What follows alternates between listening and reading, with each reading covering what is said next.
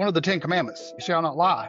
Tell the truth. Just be honest, be straightforward, and going out and helping people, even if you're not going to get anything back for it. You just said, when you go out and you spread things and it comes back to you. So excited to welcome he's not my cousin in reality, but we pretend we're cousins, Terry Campbell, to the show. Obviously a great supporter of the show, Johnson Insurance, our risk partner. And Terry, really excited to welcome you to this piece of the show, right? Of course, Jesus in his last meeting with the apostles urged them to go out in the world and spread the word and bring more disciples to the faith. And I know that's something that's wildly important in your life. Of course, this segment is called How Faith Fuels Your Business, not the rest of your life. And so really interested to ask Terry Campbell, you've been wildly successful in self-storage over a number of different aspects of the industry. How has your faith played out in those day-to-day business dealings?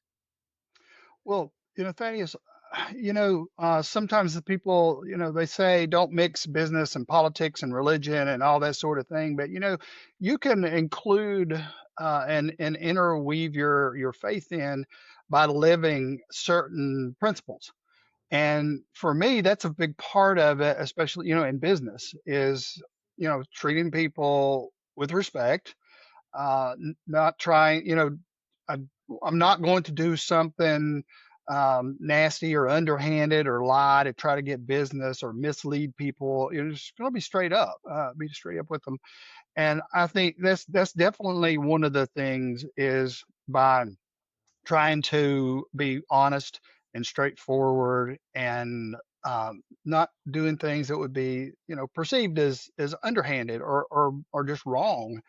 And they say, there's two versions of the golden rule. One is who has the gold makes the rules, but the one about treating people the way you would want to be treated. And sometimes I actually take it to what I call I think it's called platinum rule, is treat people the way they want to be treated. You can do that to a point. So, for me, it's about that sort of thing. And like I said, a big, business is so competitive anymore and so cutthroat, and people will do or say whatever they have to make a sale, to get an order. And it's not the way to do it, because it comes back to you. And sometimes I see glimpses of, we're not fighting flesh and blood, we're fighting against principalities of evil and darkness. And I see that sometimes in the way that sometimes how people do business by just, flat out sometimes lying or throwing mud or things like that. I'm just not going to do it. And I tell you, over the years, by just being straight up and honest, I've had people come back that I didn't do business with the first time around, but they came back because of that, because of being honest about it, and treating them the way that we should, and treating your competitors the way you should. And some people call it God's or karma, right? I call it God's law, right? What you put out Yeah. into the world, it comes back to you many times over. Oh yeah. You've been so successful. You've been in this industry for so long, obviously going back to the early 90s at Betco as a CAD specialist, when the early days of CAD drawings, and of course built Live Oak's platform. How fundamental to the success you've seen through copper storage management and your work there, and now of course building the insurance platform at Johnson Insurance, how fundamental has that way that you operate and the conviction and the faith that you bring to your day to day been responsible for the success you've had? I think it's been highly, you know, uh, important, and it's really been a big part of it. Because, like I said, you just go back to living those principles that are part of your faith. Like, it's one of the 10 commandments, you shall not lie. Uh, Tell the truth. Just be honest, be straightforward. And, and going out and helping people, even if you're not going to get anything back for it. You just said, when you go out and you spread things and it comes back to you.